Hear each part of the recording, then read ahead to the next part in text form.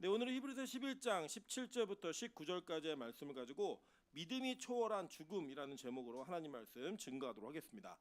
여러분, 우리 이 땅에 사는 동안에 우리가 믿음이 있다 없다라고 얘기하는 것은 기독교 안에 있는 분들 가운데 많은 이슈들이 되는 것 같아요. 그래서 누군가를 바라보면서 저 사람 믿음이 좋은 사람, 저 사람 믿음이 좀 약한 사람, 뭐 이런 얘기들도 하고요. 그 믿음이 얼마나 큰가 얼마나 작은가 이런 내용들도 사실은 우리 인간의 눈으로 가늠하기는 힘들어요. 뭐 예를 들자면 우리 대한민국에서는 수능 시험을 보면 너 수능 몇 점 맞았어? 얘기하면 그 사람이 어느 정도 실력이 있는지 우리 다 압니다. 또 이제 수능 안 보신 분들은 옛날에 이제 학력 평가를 보셨을 때도 학력 평가 몇 점이야? 그러면 전기의 대학을 갈 수 있는지 후기에 가야 되는지 어느 대학을 갈 수 있는지 이런 실력에 대한 평가가 나와요. 운전면허도 마찬가지죠. 운전면허 시험 보면은 몇 점 이상 합격 여기 있기 때문에 떨어졌다 붙었다라고 얘기하는 거 그 기준이 분명히 있어서 그 합격자와 불합격자의 그 경계선이 어디인지를 우리는 다 압니다.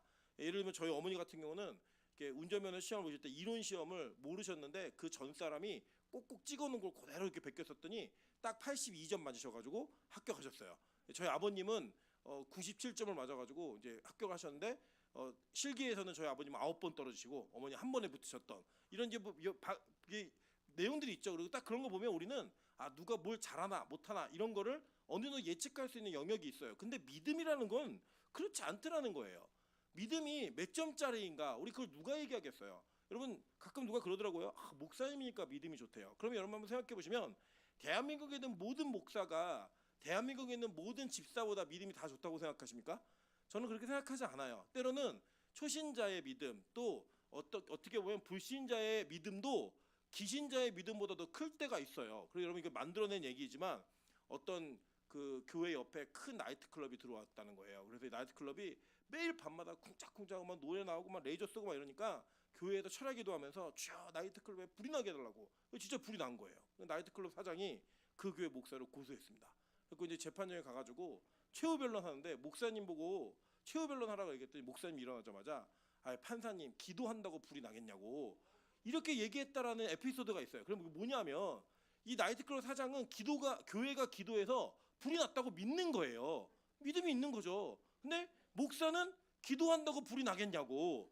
그럼 만약에 우리 교회에 그런 일이 벌어진다면 우리는 물어줄 겁니다. 죄송합니다. 저희가 기도해서 불이 났습니다. 이렇게 얘기하는 게 진짜 믿음이잖아요. 그런 걸 보면 우리가 불신자가 꼭 믿음이 없다라고도 얘기하기가 좀 어려워요. 제가 예전에 공익을 하면서 저를 굉장히 핍박했던 그 공무원이 하나 있었습니다. 왜냐하면 제가 항상 쉬는 시간이나 그 업무가 없는 시간에 성경책 보고 이러는 거를 너무 싫어해가지고 저를 너무 괴롭히는 거예요. 그래서 제가 기도했어요. 하나님, 저 인간이 자꾸 저를 괴롭힙니다. 그랬더니 이 뇌물 받은 게 탄로가 나가지고 자천이 됐다가 나중에 다시 돌아왔어요. 돌아왔는데 하루는 이 저를 괴롭히던 분이 저를 막 창고로 부르시는 거예요. 그러면 뭐라고 했냐면 날 위해서 좀 기도를 해달라는 거예요. 왜 그러냐 그랬더니 지금 아내하고 다툼이 있어가지고 이혼의 위기가 있는데 가정이 깨지지 않게 기도를 해달라고. 근데 이분 예수 안 믿는 분이에요. 그러니까 여러분 보면은 그분이 기도를 하면 가정이 안 깨질 것 같다라는 뭐가 있는 거예요? 믿음이 있는데 저는 그 기도 제목을 받으면서도 야, 지가 잘해야지 내가 기도한다고 뭐 가정이 안 깨지나? 이런 생각이 제 안에 있는 거예요. 그러니까 이게 믿음이라고 하는 건 참 이렇게 가늠하기가 참 어려워요. 근데 이 히브리서 11장은 그 가늠하기 어려운 믿음이 어떤 일을 하는가 우리에게 소개하는 장이에요. 저는 이 히브리서 11장이 너무나 우리에게 은혜가 되어지는 것은 어떤 내용이냐면 여기서 말하고 설명하는 내용은 뭐냐면 우리 사람이 믿음이 있으면 그 믿음 때문에 어떻게 변화되어지는가를 설명하는 거예요. 여기는 인물을 소개하는 게 아닙니다. 여러분 아브라함, 이삭, 야곱 그 사람들의 이야기를 백날 천날 들으면서 아브라함과 이삭과 야곱을 생각하시면 여러분 성경을 제대로 읽지도 못하는 거고 우리는 사실 따라갈 수도 없어요. 여러분 잘 생각해 보세요. 여러분에게 기준을 정해주는데 예를 들어서 우리가 민하영 선생님만큼 볼링을 쳐야 된다. 그럼 되게 만만해요. 민하영 선생님 볼링 치는 거 보시면 사람이 이렇게 볼링을 못 칠 수도 있구나 라는 은혜를 깨달아요. 네. 그러니까 민하영 선생님이 기준이 되면 우리는 이 사람의 영역은 좀 따라갈 수 있겠다는 마음이 들죠. 그런데 상대가 누구예요? 아브라함, 이삭, 야곱 이런 사람이 등장해서 이 사람의 믿음만큼 가야 됩니다라고 얘기하면 여러분 가시겠냐고요. 우리 못 간단 말이에요. 그런데 이렇게 이 사람들의 믿음이 그 사람들의 능력이 아니라 하나님으로부터 온 믿음 때문에 그렇게 살았다라고 우리가 이해가 되고 그게 믿어지잖아요. 그러면 우리도 아브라함, 이삭 그리고 야곱 같은 믿음을 소유할 수가 있다라는 거예요. 그 믿음이라고 하는 거 우리의 소유적 개념이 아니에요. 사유적 개념이 아닙니다, 사실은. 근데 이 믿음은 하나님으로부터 우리에게 부여되는 거예요. 어떻게 부여되냐면 이게 은혜인데 강제적으로 부여되는 거예요. 그리고 이게 정말 큰 은혜라는 거예요. 왜냐하면 그 믿음 자체는 우리가 노력을 해서 얻는다고 하면 여기에 믿음 점수 매길 수 있어요. 여러분, 그래서 신천지는 어떻게 해요? 매번 시험 봐요. 시험 봐가지고 커트라인이 있어서 그 커트라인 안으로 들어와야 구원받습니다. 그러니까 신천지가 공부 열심히 하겠어요, 안 하겠어요? 하죠. 아니, 이왕 신천지 다니면 구원받으려고 다니는 건데 점수를 몇 점 받아야 구원받는다고 얘기하면 될까요, 안 될까요? 열심히 공부하겠죠. 이번 크리스마스에 미리 광고를 좀 이 예배 시간에 좀 드리면, 크리스마스에 저희가 22일 날 예배를 드리고 오후에 성경 퀴즈 대회를 합니다. 근데 성경 범위가 어디냐면 출애굽기하고 사도행전이에요. 다 들으신 내용이에요. 그래서 뭘 할 거냐면 맞추는 분들에게 쪽지를 하나씩 드릴 거예요. 맞출 때마다. 그래서 거기 자기 이름을 써가지고 그 추첨함에 넣는 거예요. 그래서 그 추첨에서 뽑아갖고 1등에게 상금을 다 몰아줄 겁니다, 이번에. 예, 그러니까 이제 꼴찌도 포기하시면 안 돼요. 한 문제 맞추고도 뽑히는 사람이 있고요. 100문제를 맞추고도 안 뽑히는 사람이 있을 수 있는 거죠. 그러니까 마지막까지 포기하지 않을 수 있는 은혜를 제가 드리는 거예요. 근데 보시면 우리가 그렇게 막 얼마짜리 걸려, 예를 들어 뭐 자동차 한 대 걸어놨다. 공부 안 하실 분, 예를 들어 그거 뽑으면 뭐 스타렉스 한 대 드린다. 공부 안 하실 분 없잖아요. 우리가 무언가 그렇게 정해놓은, 눈에 보이는 기준을 정해놓으면 그거 열심히 할 수 있어요. 그런데 믿음은 그렇지 않더라는 거예요. 믿음은 우리에게 강제적으로 부여가 돼서 그 강제적으로 부여된 믿음이 나로 하여금 내 정신과 내 생각과 내 판단이 아닌 믿음에 의한 판단으로 이 문제를 바라보고 결정할 수 있게 만들어준다는 거예요.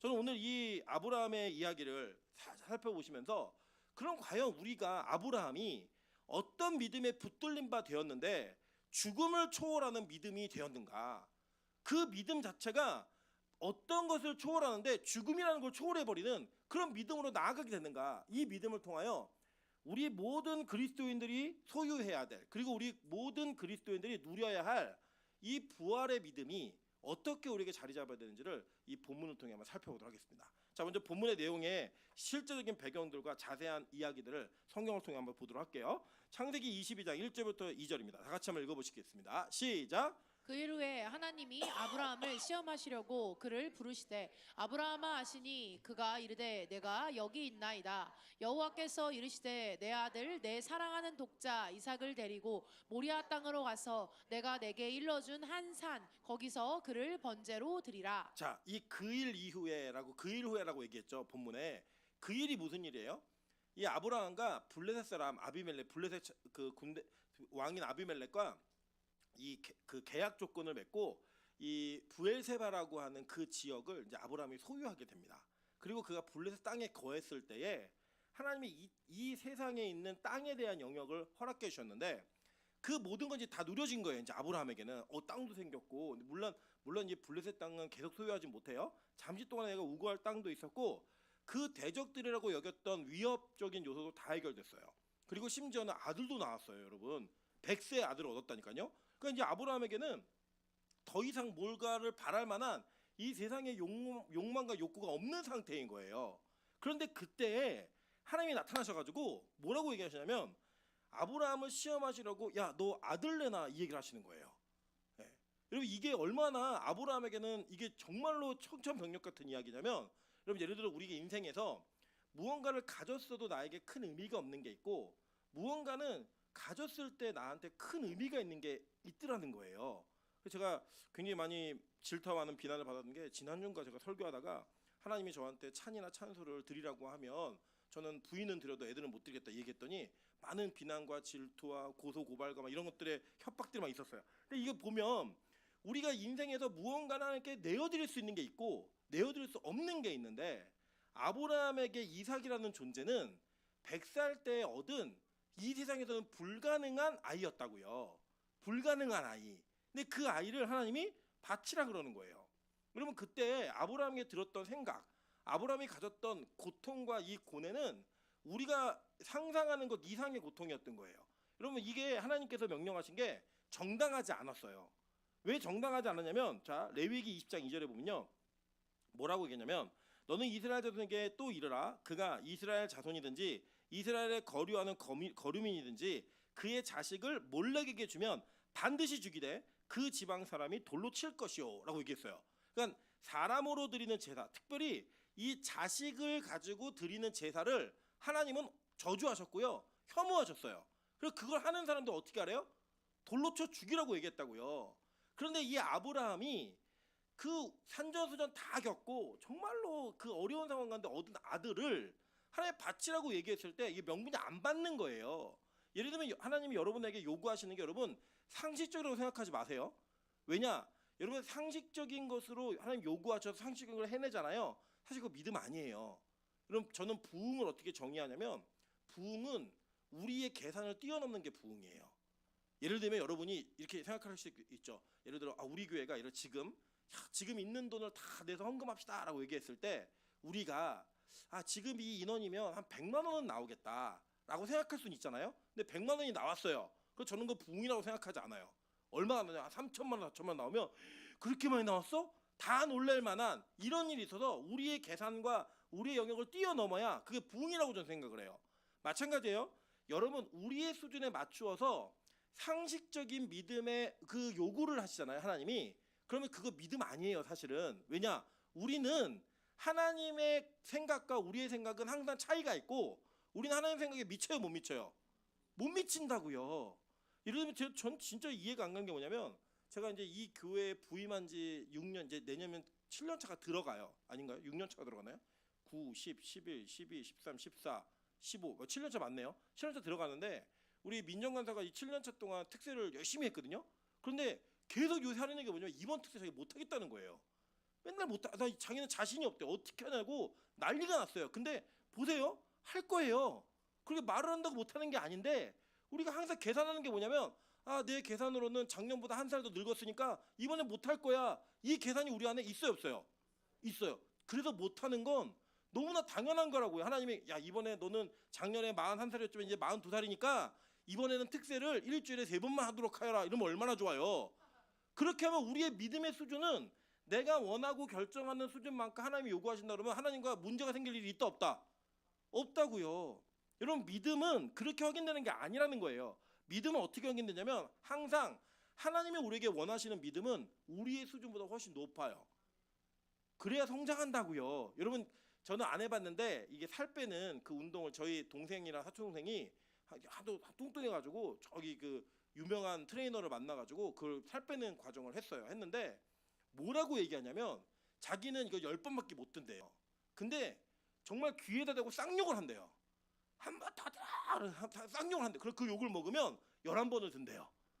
그때 살이 빠진다는 거예요. 그러니까 우리는 내 스스로 나는 10번밖에 못 들어라는 생각이 우리 안에 있다니까요. 그런데 거기에 하나님이 한 번 더라고 얘기할 때 그 말이 우리에게 정말 청천벽력처럼 들리면 그 이야기를 뛰어넘는 순간 내 믿음이 성장했구나. 내 안에 이런 믿음이 있었구나라는 게 확인된다는 거예요. 그래서 아브라함에게만 있는 게 아니라 우리 모두에게도 하나님은 항상 우리가 예상하고 있는 것 이상의 믿음을 요구한다 안 한다? 요구하신다고요. 여러분 그래서 잘 생각해 보세요. 만약에 하나님이 여러분의 상식 수준에 맞는 믿음의 요구를 계속 하셨다면 하나님과 불편함이 있었을까요 없었을까요? 없었죠. 한 달에 한 번 교회 나와. 그것도 믿음이야 라고 얘기하면 여러분 기쁘시겠어요 안 기쁘시겠어요? 기쁘죠. 근데 지금 어떻게 나오래요? 매일 나오래요. 미치겠는 거예요. 안 오면 안 오는 대로 미치겠고 오면 오는 대로 미치겠고 우리 안에 그러한 갈등들이 계속 있는 거예요. 사실은 이 아브라함에게 있었던 시험은 우리 모두에게 항상 있는 시험이에요. 왜냐하면 믿음의 수준보다 항상 더 높은 걸 원하시니까. 그러면 중요한 건 뭐냐면 하나님은 이 믿음에 대한 기준을 우리에게 맡기지 않으시고 하나님께서 정해놓은 기준까지 우리를 끌고 가신다는 거예요. 이게 믿음이라는 거예요. 너무 중요한 건. 자 보세요. 그런데 우리는 선악과를 따먹은 이후에 그 선악과의 영향으로 인하여 우리의 믿음의 수준도 역시 우리가 결정하게 되어 있습니다. 한번 볼게요. 우리 이게 제가 왜냐면 새한글 성경이라는 성경이 나왔는데 성석 공회에서 번역한 성경이에요. 좀 여러분 이해하시기 쉽게 그리고 이번에는 번역이 이 부분은 되게 잘 된 것 같아요. 한번 제가 읽어드릴게요. 창세기 2장 8절부터 9절입니다. 여호와 하나님이 동쪽의 에덴에 동산을 일구시고 빚으신 사람을 거기에 두셨다. 여호와 하나님이 땅에서 온갖 나무를 도당하게 하셨다. 그것들은 보기에 탐이 나고 먹음직스러운 열매를 맺었다. 동산 한가운데는 생명나무가 있었고 좋음과 나쁨을 알게 하는 나무도 있었다라고 얘기해요. 그러니까 선악과 그러면 뭐 되게 선과 악의 기준으로 보시지만 실제 성경의 원어적인 번역을 되게 잘 살리면 좋음과 나쁨을 알게 하는 나무가 있었다는 거예요. 그러니까 이 아브라함에게 요구되어진 하나님의 요구는 아브라함에게 좋은 거였어요, 나쁜 거였어요? 여러분에게 그게 요구됐다면 그게 좋은 거예요, 나쁜 거예요? 네, 우리 예를 들어 윤기쁨 집사에게 여기 요구하는 거죠. 야, 이모별을 드려라. 어떻게 드리는 거예요? 번제로 드리래요. 번제 어떻게 드리는 제사예요? 이게 가죽만 남기고 다 태워드리는 제사라고요. 그리고 이게 하나님 나쁜 분이에요, 착한 분이에요? 나쁜 분이죠. 우리 안에 그 요구가 되어질 때 아, 이거 좋은 거야, 나쁜 거야, 우리 본능적으로 판단한다고요. 이거 먹을래? 그랬을 때 딱 보고 야, 먹다 남은 거 주면 아, 저거 나쁜 거네. 그 새 거 같은 거면 맛이 없어도 이거 좋은 거네. 우리가 눈으로 벌써 보고 판단을 해요. 그 판단 자체가 저와 여러분의 인생에 나타나는 이유가 뭐냐? 선악과를 따먹었기 때문이에요. 선악과는 뭐냐면 우리가 하나님과의 관계 속에서 하나님을 나의 주인으로 생각하지 않고 내가 내 삶의 주인이라고 생각하는 거라니까요. 자, 보세요. 이 땅에 오신 하나님께서 우리에게 어떤 분이 되셨는가? 자, 사도행전 2장 36절입니다. 그런즉 이스라엘 온 집은 확실히 알지니 너희가 십자가에 못 박은 이 예수를 하나님이 주와 그리스도가 되게 하셨느니라. 나누죠. 나눴어요. 주는 뭐예요? 네? 큐리오스, 주인이에요. 그 주인. 그 내 주인이 되게 하셨고, 그리스도는 뭐예요? 메시아. 니들이 기다리던 메시아가 맞아. 근데 그분의 위치와 너희의 관계가 어떤 관계냐? 그분은 주인이야. 이거를 강조해서 얘기하는 거예요. 그러니까 우리에게 오신 하나님은 우리와 그분과의 관계성을 우리는 어떻게 둬야 되는 거예요? 그분은 나의 주인이다예요. 그러면 주인과 노예와의 관계가 어떤 관계인지 성경은 정확히 말했어요. 누가복음 17장 7절부터 10절 다 같이 한번 읽어보시겠습니다. 시작. 너희 중 누구에게 밭을 갈거나 양을 치거나 하는 종이 있어 밭에서 돌아오면 그더러 곧 와 앉아서 먹으라 말할 자가 있느냐? 도리어 그더러 내 먹을 것을 준비하고 띠를 띠고 내가 먹고 마시는 동안에 수종 들고 너는 그 후에 먹고 마시라 하지 않겠느냐? 명한 대로 하였다고 종에게 감사하겠느냐? 이와 같이 너희도 명령받은 것을 다 행한 후에 이르기를 우리는 무익한 종이라 우리가 하여야 할 일을 한 것뿐이니라 할지니라. 자, 하나님 그런 분이시라는 거예요. 그러니까 주인과 노예의 관계가 어떤 관계냐면 일하고 들어왔는데 야, 너 밥 먹어라 이 얘기를 주인이 하지 않고 야, 나 먹을 것 좀 차려라 라고 얘기한다는 거예요. 그리고 이거 먹고 맞고 다 한 다음에 내가 먹는 거 다 도와주고 그 다음에 너 먹어 라고 얘기하는 게 이상하냐 라고 물어보는 거예요. 이거 이상한 거예요? 노예와 주인과의 관계는 이거 명확한 거 아니에요? 이거 정당한 거라고요. 그때 그렇게 했다고 주인이 어휴 우리 노예님 오늘 감사합니다 얘기해요? 안 한다는 거예요. 오히려 이 종이 뭐라고 얘기하냐면 우리는 무익한 존재입니다 라고 얘기한다는 거예요. 여러분 이제 이 말씀을 지금 현대사회를 살고 있는 우리가 받아들이긴 좀 힘들어요. 왜냐하면 우리는 태어나서부터 노예가 아니었기 때문에. 근데 예를 들어서 이게 조선시대로 돌아가면 여러분 조선시대의 노비들은요 자기들의 인생 자체를 그냥 받아들이며 살았어요. 그냥 그것 때문에 막 반란 일으키고 했던 건 망이 망소이 막 이런 사람 애들밖에 없어. 임꺽정 이런 애들밖에 없고 나머지는 역사 전체 순간에서 다 순응하며 살았다고요. 그 삶을 이상하게 여기지 않았어요. 여러분 뭐 우리는 양반 집안이다 그런 거짓말이 다 여러분 대부분 조선 초기의 양반은 4% 나머지 96%는 다 뭐다? 다 상놈이었어요. 예, 우리 옆 사람에게 이렇게 한번 인사하겠습니다. 어디 출신인지 다 압니다. 예. 원래 그래 성도 없었고 뭐 이름만 있었어요. 이름이 뭐니? 그럼 망이에요. 망소위에 이렇게 했던 우리가 옛날에 그 창씨개명 하면서 너 이름 뭐 원래 뭐였어? 그러면 자기 주인성 갖다 대고 막 이래가지고 족보가 생겼는데 다 우리 노비였다고요. 대부분이 그런 존재였을 때 우리는 주인에게 이런 방구하지 못하는 노예의 삶을 순응하며 살았다고요. 나 써주는 것도 감사하고 나 어느 대감집에 노예라는 것 때문에 그것 때문에 고맙고 감사했던 인생을 살았던 게 우리의 모습이었어요. 예수님이 그 삶의 사회 속에 있는 제도 속에서 하나님과 우리와의 관계를 얘기하시는 거예요. 야, 너랑 나랑 관계가 어떤 관계인지 알아? 하나님 주인이야. 그리고 넌 노예야. 그러니까 노예는 시키는 대로 하면 되는 거야. 이게 있는 거예요. 이게. 여러분 이것을 기준으로 하나님은 오늘 아브라함에게 야, 너 사랑하는 독자 이삭 데리고 와. 그리고 번제로 바쳐라고 얘기하는 거예요. 그리고 그때 이 아브라함은 얼마나 많은 고민이 있었겠어요. 고민이. 그 고민 가운데 아브라함이 그 자식을 데리고 삶의 길을 떠나더라는 거예요. 근데 누구에게 아무에게도 말하지 않아요. 사라에게 더 말 안 했어요. 왜냐? 사라가 여러분 이거 알았으면요 은장도 뽑았습니다. 예. 제가 이제 미국에 갔는데 미국에 있는 선배님들하고 대화하다가 너 미국에 왜 유학하러 올라 그래? 그랬더니 제가 그랬어요. 저는 성경을 제대로 공부해서 한국에 가서 목회를 제대로 하고 싶습니다 하고 얘기했더니 그런 각오면 오지 마 이렇게 얘기하더라고요. 왜요? 그랬더니 한국에서 있던 사모들이 미국에 와서 미국의 사모의 삶을 경험하면 한국 가자 그러면 은장도를 뽑는데요.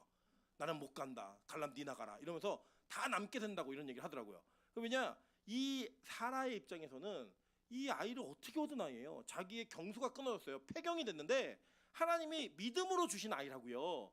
근데 이 아이를 갑자기 할아범이 내 얘 데려가서 번제를 바치고 올게라고 상의를 한번 했다고 생각해 보세요. 어떤 일이 벌어지겠어요? 너 죽고 나 죽자. 이놈의 할아범이 노망이 났나? 뭐 난리가 나지 않겠습니까? 이런 것에서 보면요, 우리가 믿음의 결단을 했을 때 이걸 지키기 싫으면 반대할 사람에게 상의를 해요. 예. 상의해야죠. 근데 나보다 믿음이 없는 사람, 나보다 좀 더 하나님을 모르는 사람에게 상의를 합니다. 그런 사람 뭐라 그래요? 저쪽에서 너 미쳤어? 그렇게 하는 거 아니야. 근데 누구한테 상의 안 해요? 임철 목사 같은 광신도에게 상의하면 안 되는 거예요. 그거밖에 안 해? 더 드려. 막 이러니까 이 대화가 안 되는 거죠. 그러니까 이 아브라함은 그럴 걸 알았어요. 그렇기 때문에 아브라함이 아무 말도 하지 않고 딱 데려가는 거예요. 심지어는 자기의 종들도 뛰어나요. 이 본문에 보시면 야 너 여기 있어. 우리가 갔다 올게 라고 얘기를 합니다. 여러분 그렇게 아브라함이 갈 때에 아브라함의 마음 가운데는 자신을 통치하고 자신 안에 들어온 믿음으로 말미암아 하나님과 나와의 관계가 어떤 관계인지를 정확하게 인식이 되는 거예요. 이게 그럼 믿음은 그렇다는 거예요. 믿음이 뭐냐? 믿음이 내 안에 들어와 있으면 내 그 믿음으로 말미암아 내가 하나님과 무슨 관계의 사람인지를 우리는 정확하게 판단하게 돼 있다는 거예요. 그래서요 하나님이 말씀하시는 게 그냥 선이에요. 하나님이 말씀하시는 게 좋은 거예요. 하나님이 아니라고 하는 게 안 좋은 거고요. 하나님이 안 된다고 얘기하는 게 나쁜 거라고요. 여러분 우리는 그 기준을 받아들이고 그 생각을 받아들이는 걸 성경은 뭐라고 얘기하냐? 믿음이라고 얘기하는 거예요. 여러분 이게 안 되면 우리는 믿음이 없는 사람인 겁니다. 이게 무슨 얘기냐면 우리는 원래 창조되어질 때 하나님이 좋음과 나쁨의 모든 기준을 다 제시하셨고 그 제시된 기준이 우리의 선택의 기준이었어요. 하지 마. 그럼 안 하는 거고요. 해. 그럼 하는 거였다고요. 그런데 우리가 선악과를 따먹은 이후에 그 좋음과 나쁨의 판단의 기준을 내가 가지고 와버렸어요. 그럼 하나님이 아니라고 해도 내가 좋으면 좋은 거고 그래 내가 하나님이 맞다고 해도 내가 아니면 아닌 거였다고요. 그래서 여러분 잘 보세요. 이 땅에 심판받았던 첫 번째 노아의 홍수 심판이 왜 일어났어요? 하나님의 아들들이 사람의 딸들을 보고 그의 아름다움에 자기 눈에 보기 좋은 대로 선택을 했다고요. 그걸 성경은 뭐라고 했냐? 믿음 없음이라고 얘기하는 거예요. 진짜 믿음이라고 하는 기준은 결혼이라는 관계 속에 담겨놓은 하나님과 교회와 하나님과의 연합이었잖아요. 그 연합의 관계 속에서 내가 좋은 것들을 선택해 가는 것 그거를 죄의 영역으로 여겼고 그것이 믿음의 없음의 기준이었다는 거예요. 여러분 근데 우리는 지금 어때요? 이 땅을 살아가면서 우리는 하나님께서 우리의 주인 됐다라고 하는 그 사실을 받아들이는 게 너무 힘들어요. 그래서 내 기준과 하나님의 기준이 부딪히면 우리는 내 기준을 선택하지 하나님 기준을 선택하지 않아요. 그게 우리의 모습이라는 거예요 실제로. 그래서 뭐 예배가 됐던 헌신이 됐던 희생이 됐던 헌금이 됐던 모든 영역에 우리는 내가 원하는 상식적인 수준에서 헌신하기를 원하고 내가 원하는 상식적인 수준에서 예배드리기를 원하고 내가 원하는 상식적인 기준에서 헌금하기를 원하더라는 거예요. 저를 포함해 우리 모든 다 마찬가지예요. 그런 삶을 살고 있을 때 하나님은 아브라함에게 이해할 수 없는 행동을 하게 하시는 거예요. 아브라함이요 이 자녀를 데리고 가가지고 뭘 하느냐? 와 칼을 들고요 이삭을 묻기 시작해요. 여러분 올라갈 때 이삭이 뭐라고 물어보냐면 아버지 이게 나무도 내가 지고 가고 있고 번제들이 준비 다 돼 있는데 이 번제물이 없어요 지금 이 얘기하는 거예요. 그 무슨 얘기야 이거는? 아빠 나 죽으러 가는 거야? 나 죽일 거야? 똑같은 얘기잖아요. 아브라함이 요동하잖아요. 끌고 올라가는 거예요. 그래가지고 묻고요 또 이삭은 또 가만히 있어요. 또 그 가만히 있고 묵는 이 상황을 하나님 다 보고 계신 거예요. 그때요 아브라함이 칼을 뽑습니다. 칼을 뽑아서 이 자녀를 죽이려고 칼을 들었을 때 하늘에서부터 아브라함아 아브라함아 하면서 막는 장면이 나와요. 그리고 이 지금 장면 한번 상상해 보세요. 이게 지금 상식이에요? 이게 일어날 수 있는 일이에요? 여러분 한번 생각해 보세요. 제가 찬소를 잡아드리겠다고 여기서 막 묶어가지고 칼을 들고 있으면 여러분 뭐라고 얘기하시겠어요? 야 우리 목사님 믿음 좋네 이러시겠어요? 저 인간이 드디어 미쳤구나. 매일 예배드리더니 정신 나가버렸네. 이렇게 안 하시겠어요? 여러분 이게 실제 일어나는 일이라면 아무도 동의할 수 없는 그 상황. 이 상황을 성경은 뭐라고 표현해요? 믿음으로라고 표현한다고요. 이걸 믿음이라고 표현하더라는 거예요. 여러분 이 땅에서요. 많은 성도들이 모이는 평안한 교회를 만들려면 믿음의 기준이 아니라 상식의 기준으로 목회하면 돼요. 여러분 전도하실 때에 부담감 없이 전도하시려면 믿음의 기준이 아니라 상식의 기준으로 전도하시면 돼요. 그러면 많은 사람들이 호의적으로 그걸 받아들인다고요. 왜요? 우리 악한 인간들은 좋아하는 기준이 비슷해요. 우리 악한 인간들은 싫어하는 기준이 비슷하다고요. 그래서 내 죄성을 근거로 목회하고 내 죄성을 근거로 기도하고 내 죄성을 근거로 예배드리면 사람들이 우리를 싫어하지 않아요. 여러분 오늘 제가 그 미션 한번 드려볼게요. 어느 날 매일 예배를 오셔가지고 여기서 예배를 드리지 마시고 저 화장실 변기 안에 1시간만 앉아 계시다 나와보세요. 그러면 여기 지나가는 중고등부 애들이 우리 교회 욕하는 걸 다 들을 수 있어요. 라이브로 듣습니다. 라이브로. 네.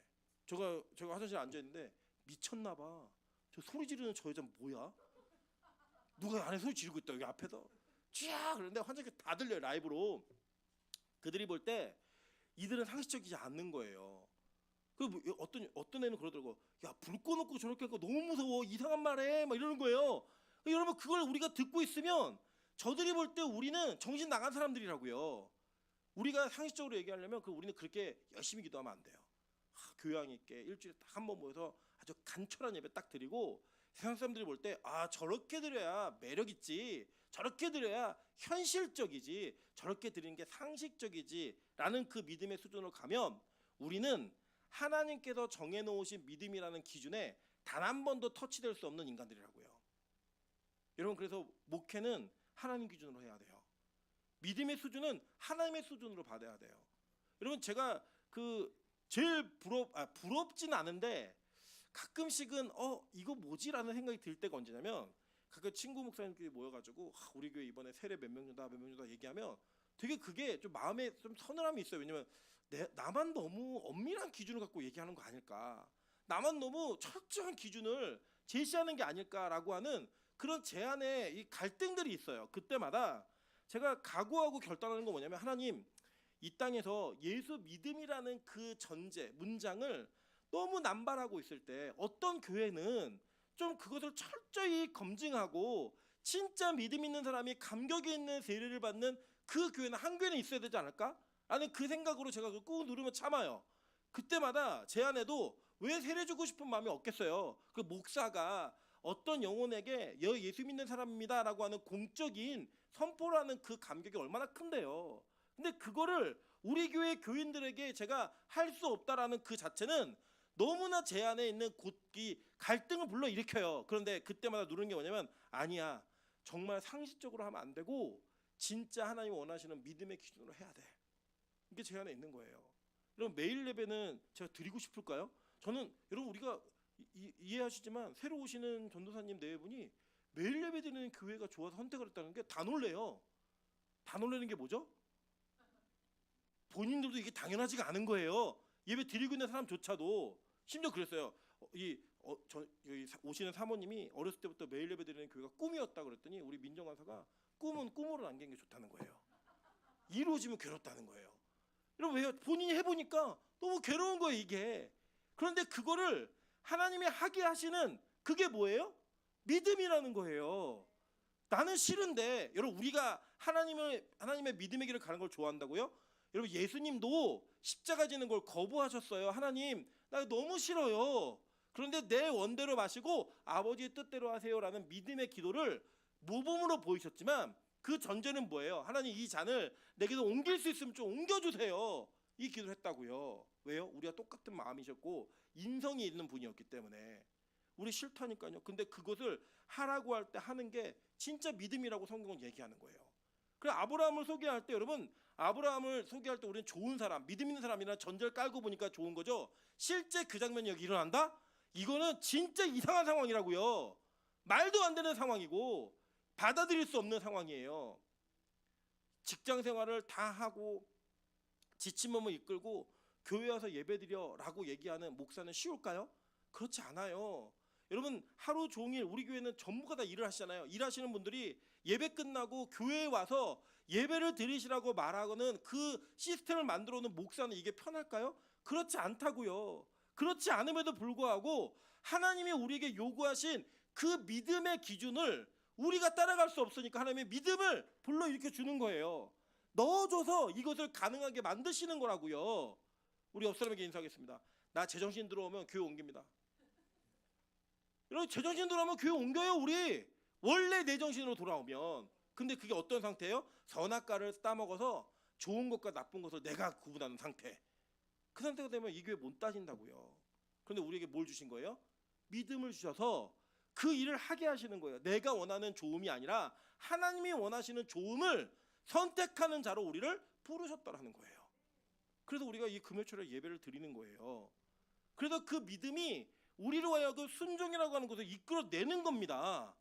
여러분 그래서요 예수님이 이걸 우리에게 그 믿음의 본을 보이신 거예요. 볼까요? 이사야 53장 7절입니다. 그가 곤욕을 당하여 괴로울 때에도 그의 입을 열지 아니하였으며 마치 도수장으로 끌려가는 어린 양과 털 깎는 자 앞에서 잠잠한 양같이 그의 입을 열지 아니하였도다. 자기 싫은데 잔을 옮겼으면 좋겠는데 말하지 않는 거예요. 그리고 순종으로 나아가는 거예요. 그럼 그게 뭐예요? 믿음이라는 거예요. 믿음. 아브라함에게는요 이 믿음, 그 믿음의 근거도 있었어요. 뭐가 있었는가? 이거예요. 자 오늘 본문을 보시면 이렇게 뒤에 얘기해요. 18절 그에게 이미 말씀하시기를 내 자손이라 칭할 자는 이삭으로 말미암음이라 하셨으니 그 전에 아브라함이 제안을 했어요. 하나님 엘리에색을 내 후계자로 삼았으면 좋겠습니다. 하나님 이스마엘이나 잘 살았으면 좋겠습니다. 라고 얘기할 때마다 하나님이 아니야 내 몸에서 그 아이를 통해 내가 이 복음을 이어갈 거야. 2번이나 확인을 받았어요. 그는 대안이 있었다고요. 하나님 이거 아니어도 요금은 어떻겠어요? 하나님 나 요거에도 만족할 수 있는데요. 아니야 그거 다 아니고 내가 너에게 줄 건 이거야 라고 얘기했던 그 음성을 직접 들었단 말이에요. 그래서 그에게는 어떤 믿음이 있었냐? 내가 지금 이 자리에서 이삭을 죽여도 하나님이 이삭을 다시 살리실 거라는 믿음이 있었어요. 그 믿음으로 고백하는 거예요. 보세요 19절 그가 하나님이 능히 이삭을 죽은 자 가운데서 다시 살리실 줄로 생각한지라 이렇게 얘기해요. 여러분 이게 어떤 믿음이냐면 이거예요. 잘 보세요. 오히려 우리는 이 땅에서 죽었다가 다시 살아난 사람의 소문을 들은 적이 있어요. 그죠? 예수님이 그러셨잖아요. 부활하셨잖아요. 그러니까 그 소문을 글로라도 들었고 세뇌도 받았고 들었다고요. 근데 아브라함은 이런 얘기를 들었어요? 못 들었어요? 한 번도 들은 적도 본 적도 없어요. 근데 그에게 믿음이 들어오니까 그 믿음이 지금 우리가 부활의 감격을 맞이한 사람과 똑같은 믿음이 들어오더라는 거예요. 여러분 예수 믿는 아주 근본적인 딱 이유 한 가지만 되라 그러면 딱 하나 이거 아니에요? 영원히 살고 싶어서. 네, 우리 옆 사람에게 인사하겠습니다. 나는 영원히 살고 싶습니다. 네, 우리 뭐 일찍 죽었으면 좋겠다. 다 거짓말이에요. 우리 다 예수 믿는 목적이 뭐냐? 영원히 살았으면 좋겠어서 믿는 거잖아요. 아니세요? 맞아요. 영원히 살고 싶어서 믿는 거예요. 그 영원히 살고 싶어서 믿는 그 믿음이 우리나 아브라함이나 똑같은 믿음이니까 그에게 믿음이 들어와서 그의 경험을 뛰어넘는 고백을, 그의 경험을 뛰어넘는 믿음의 순종을 하게 만드신다라는 거예요. 마찬가지예요. 저와 여러분에게도요. 이 믿음이 들어와야 하나님께서 우리에게 원하시는 그 순종을 해낼 수 있다고요. 하나님이 우리에게 요구하시는 그 믿음의 그 길들을 걸어갈 수 있는 거예요. 여러분 이게 너무나 중요한 겁니다. 왜냐하면 자 보시면 로마서 4장 2절부터 3절입니다. 그런즉 육신으로 우리 조상인 아브라함이 무엇을 얻었다 하리요? 만일 아브라함이 행위로서 의롭다 하심을 받았으면 자랑할 것이 있으려니와 하나님 앞에서는 없느니라. 성경이 무엇을 말하느냐? 아브라함이 누구를 믿음에? 하나님을 믿음에 그것이 그에게 의로 여겨진 바 되었느니라. 이게 어디냐면 창세기 15장이에요. 별들 보고 자손 준다 얘기했을 때 그 믿음 그거를 하나님이 의로 여기셨다라는 거예요. 근데 그에게 그 믿음이 들어오니까 자, 어떤 일이 벌어지나 볼게요. 야고보서 2장 20절부터 22절입니다. 다 같이 읽어보겠습니다. 시작. 허탄한 사람아, 행함이 없는 믿음이 헛것인 줄을 알고자 하느냐? 우리 조상 아브라함이 그 아들 이삭을 제단에 바칠 때 행함으로 의롭다 하심을 받은 것이 아니냐? 내가 보거니와 믿음이 함께 일하고 행함으로 믿음이 온전하게 되었느니라. 아멘. 자, 보세요. 별을 보고 그리스도를 믿었던 그 믿음이 아브라함에게 의가 됐어요.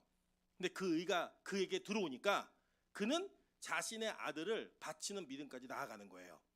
그래서 그 믿음이 어떻게 됐대요? 온전하게 되었느니라 라고 얘기하는 거예요.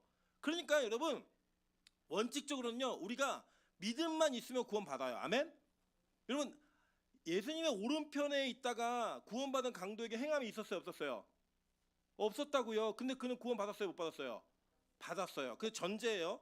그 기적처럼 오른편의 강도가 죽지 않고 내려왔으면 그 오른편의 강도는 행함에 있는 믿음이 있었을까요, 없었을까요?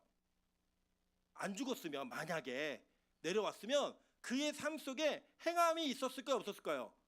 있었겠죠. 믿음이 있었는데, 여러분, 그 믿음을 우리는 하나님으로부터 요구받는 게 뭐냐면, 행함이 믿음을 만들어내는 게 아니라 그 믿음이 우리를 뚫고 들어오면 행함은 그냥 따라온다는 거예요.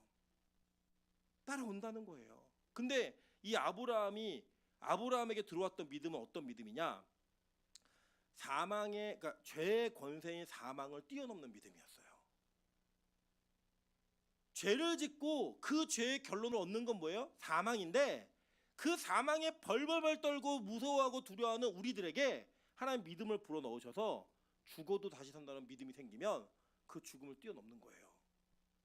여러분, 뭐가 이게 안 되면 죽을 것 같죠? 제가 진짜 그래요. 우리 연애하다 헤어진 애들 보면요, 이 남자 없으면 죽을 것 같고 이 여자 없으면 죽을 것처럼 얘기를 해요.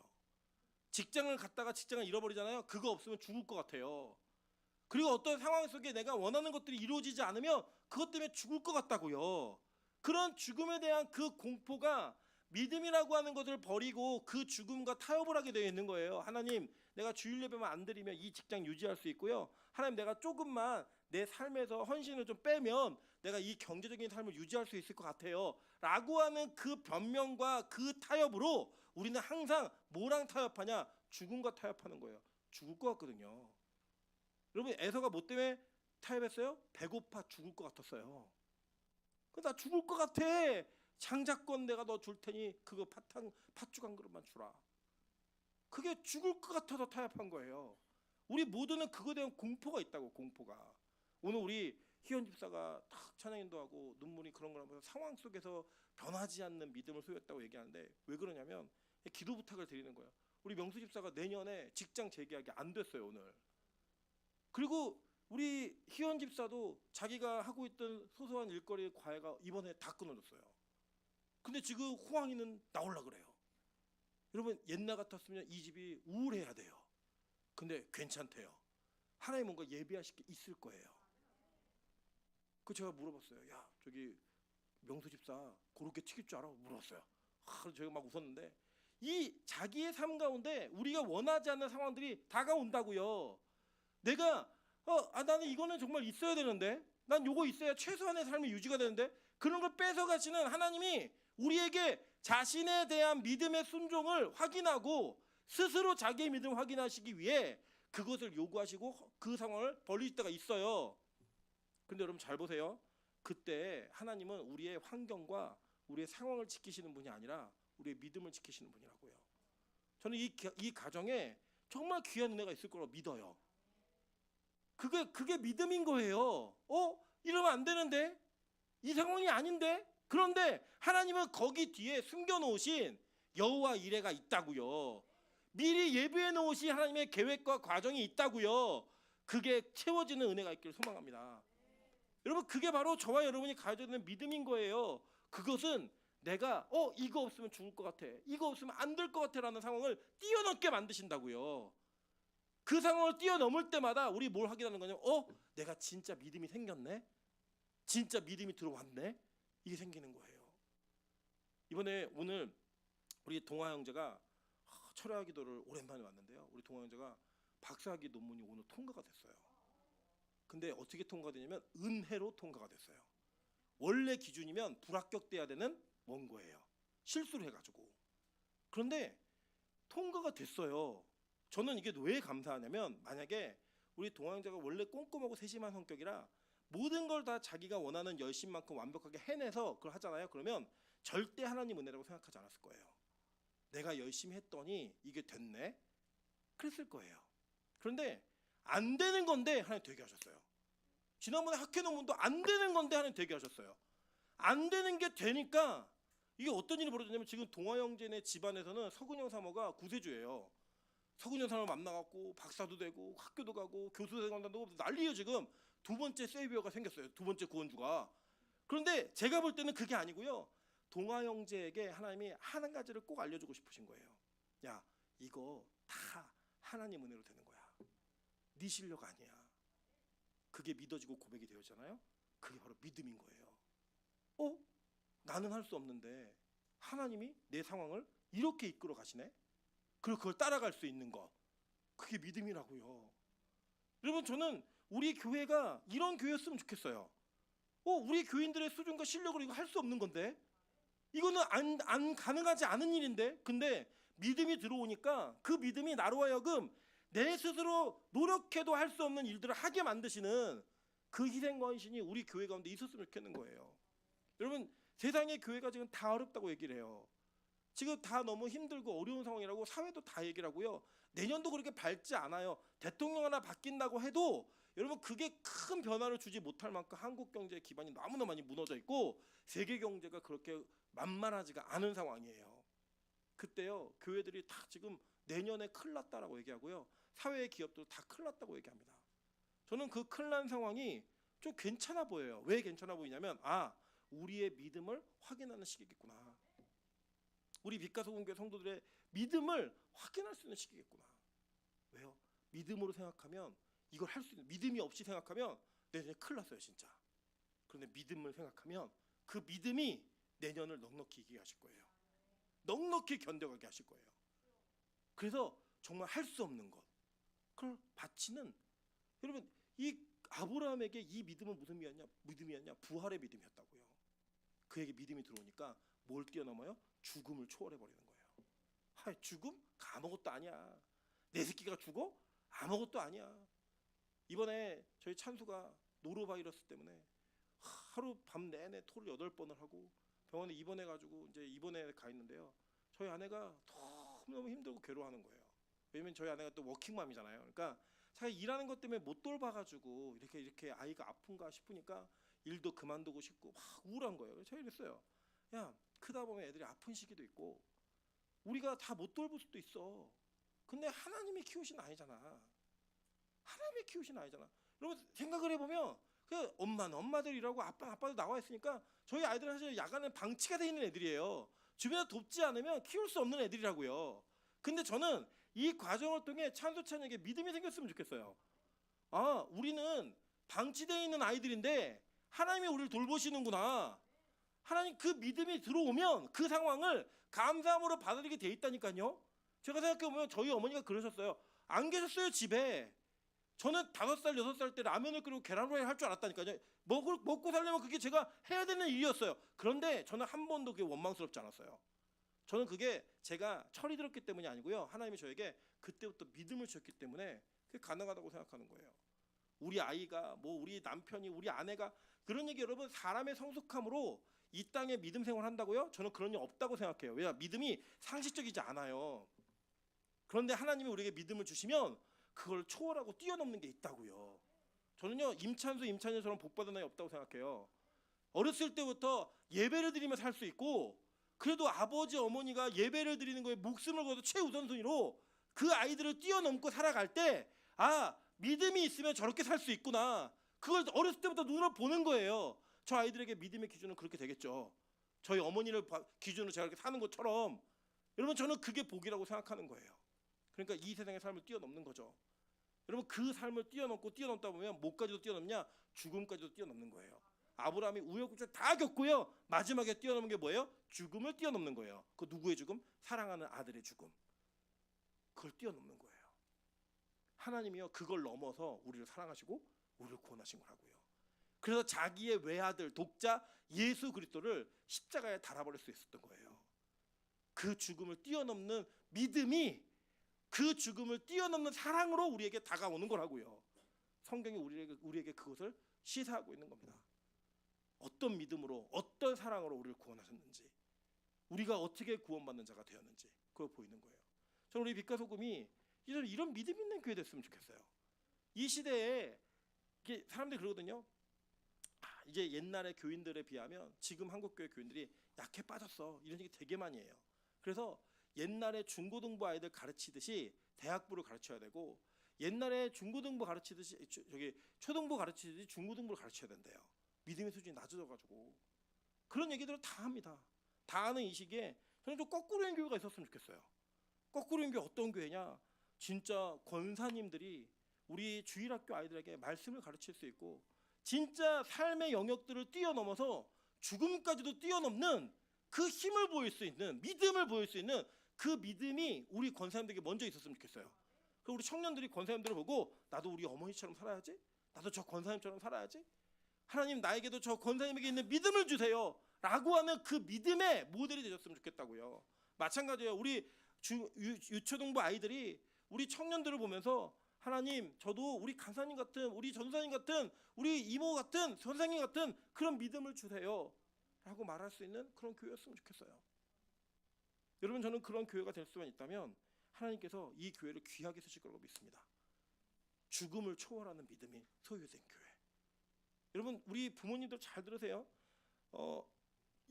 자식은 부모를 통해 하나님을 봅니다.